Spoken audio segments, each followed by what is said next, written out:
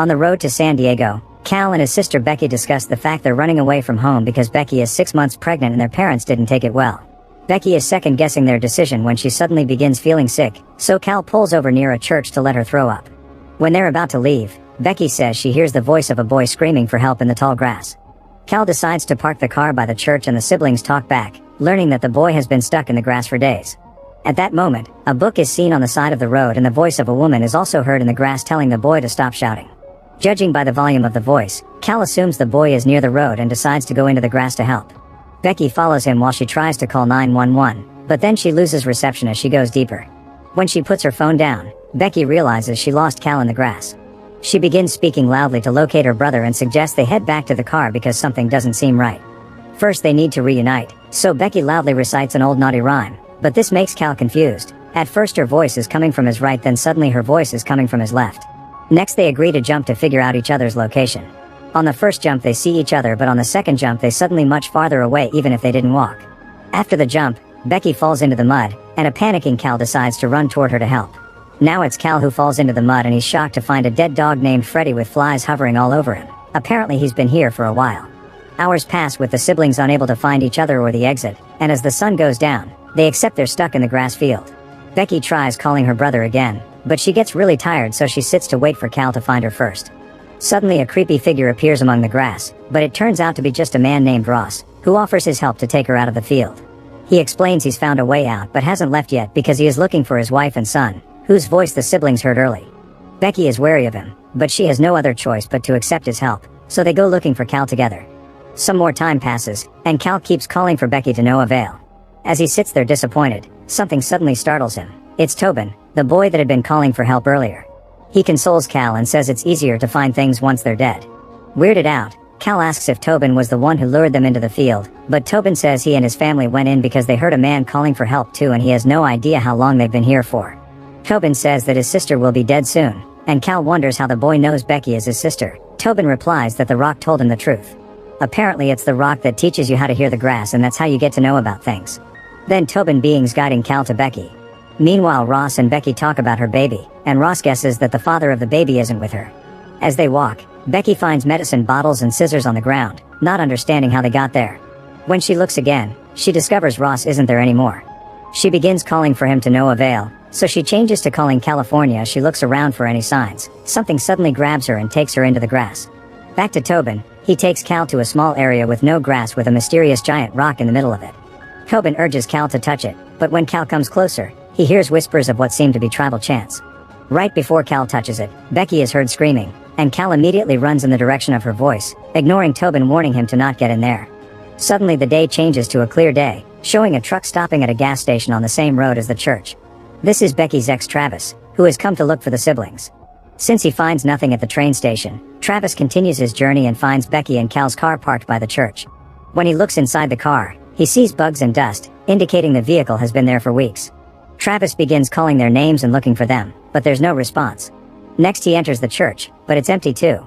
On his way out, he sees a book on the ground and picks it up only to see Becky's name on it. Suspecting the siblings enter the grass field, Travis goes in as well, folding the grass and following the sun so he can keep track of how to get back. Unfortunately, every time he takes a step, the grass just unfolds itself. After a few steps, Travis realizes the sun isn't in the correct spot anymore, but regardless of his confusion he keeps moving until night falls. Since he's tired, he stops to lie on the ground and stare at Becky's photo. Suddenly something startles Travis. It's Tobin popping out of nowhere. As whispers and laughter can be heard in the tall grass, Tobin reveals he knows Travis' name and that he's looking for Becky, saying he can take him to her. Travis doesn't hesitate to follow him, only to be incredibly upset to discover Becky's dead body right in the middle of the field. As Travis clings to her crying, Tobin explains the grass doesn't move dead things because it makes them easier to find. When Travis looks up, Tobin is gone. The next morning, Travis wakes up and sees Becky's dead body right beside him. He picks up a necklace from her body and starts moving again, but then he hears someone and starts calling for help. It's Tobin who responds back, and Travis calls for him again so the boy can find him. However, the Tobin that shows up looks clean and healthy, and he's there with his mom Natalie, his dad Ross, and the dog Freddy. This reveals that the grass field is stuck in some sort of time loop. Suddenly Freddy runs into the field and Tobin follows him, ignoring Natalie's warnings. At that moment Travis realizes Tobin has managed to leave the field and tries to tell him not to come back inside, but it's too late. The boy is coming for his family. Natalie thinks she hears Tobin nearby and splits up from the group to find him. By the time night falls, Ross is looking for his family alone and comes across the mysterious rock. The next morning, Tobin is shouting for help while Becky and Cal are outside the field with the car again. However, this time Travis is in the field too. When he hears Becky's voice, he calls her name, and both siblings are shocked to hear him before replying. Travis tells them that he came looking for them, which Becky finds hard to believe. Suddenly they hear Tobin's voice reciting Becky's rhyme, and Travis follows it to finally find the boy. Becky does the same thing and is reunited with Travis, making the moment rather awkward. Shortly after, Cal shows up too, and he clearly doesn't like the fact Travis is there. At that moment, the group finds Freddy's body. To add to the confusion, Travis tells the siblings that they've been missing for 2 months, but they don't believe him because from their perspective, they only left 2 days ago. Suddenly Becky feels like someone is watching them and says they need to go, so Travis picks up Tobin on his shoulders for the boy to find a way out. Fortunately, he spots a building in the distance, and they start walking toward it. Cal asks Travis if he told anyone about them, hoping that someone will come looking for them, but sadly Travis didn't tell anybody. At that moment, Becky feels some pain in her belly, prompting Travis to ask about the baby. Becky tells him that it's a girl and lets him touch the belly to feel the baby move. Suddenly, a phone rings and they're shocked to receive a call from a voice like Becky's, who is crying as she asks them to not let Cal hurt Travis because they will keep making the same mistake again and again. It all seems unbelievable and the group decides to keep moving, unaware that someone watches them through the grass. A few steps later, Becky slips in the mud, and as she falls, she sees mysterious visions of a baby, tall grass, and strange people coming toward her, which terrify her and makes her faint. Cal and Travis run toward her, but at that moment Ross shows up and tries to help her too, saying he can lead them out. Travis tells him about the building they saw and lifts Tobin again, but this time he can't see the building, it's only grass everywhere. Ross mysteriously says that's how things work in there. The group keeps walking and eventually they reach the rock again. This time they notice there are carvings all over the rock, and somehow Ross knows it refers to a higher knowledge, which he explains as he touches it. Everyone thinks Rossi is being creepy and he urges Cal to touch the rock too, saying he'll also receive knowledge. Before this can happen, Natalie comes out of the grass and stops him, telling her own husband to stay away from them. She's obviously terrified of him and tells the others that Ross is lying before explaining that she had seen Becky and Ross before, but Becky wasn't alive and Ross tried to hurt Natalie. Ross denies this, and while they argue, Becky sees the visions again, but this time she also sees Ross in the grass looking very supernatural. Terrified, Becky tells Travis and Cal they should leave. They try to get Natalie and Tobin to go with them, but Ross is still trying to manipulate them to touch the rock. Travis cuts it, triggering an argument that soon becomes a physical fight. As the men exchange blows, Becky asks Cal to help Travis, but Cal refuses. While they fight, Ross keeps insisting that Travis should touch the rock and finally overpowers him to win the fight. Next, Ross attacks Natalie, showing he's truly lost it when he smashes her head with his bare hands. The rest of the group runs away from Ross and finds Freddy, so they begin to follow him until they reach an abandoned building. Once they get inside, Travis and Cal blame each other for this mess, starting an argument. Cal blames Travis for abandoning Becky, accusing him of wanting Becky to terminate the baby, and Travis retaliates by saying Cal has naughty feelings for his sister, causing Cal to throw a punch and start to fight. At that moment, Ross catches up and tries to break the door. The group immediately takes the stairs to the roof and looks around the area, where they see the church across the field. Unfortunately, they would have to go through the grass to reach it, so they try to figure out another plan. Suddenly Travis sees Freddy running by, but the dog disappears when he walks into the grass. This makes them think there is a hole in the loop that can lead them out. Trying to look for more clues, Travis has a closer look at the field by standing on the edge of the roof, which causes him to slip. Cal notices, but he does nothing to save him and Travis falls to the ground. All this is seen by Tobin, and when Cal notices the boy, he tries to explain himself. However, at that moment Ross begins getting closer.